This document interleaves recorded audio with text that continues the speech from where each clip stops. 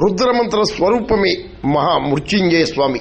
ఈ అరుదైన దేవాలయాన్ని దర్శించండి.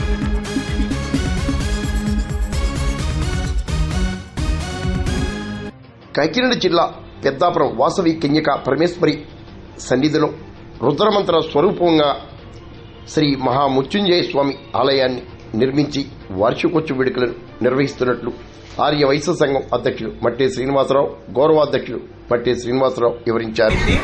ఈ నిర్మించి ఒక సంవత్సరమైన సందర్భాన్ని పురస్కరించుకుని ప్రథమ వార్షికోత్సవాన్ని చేస్తున్నాము.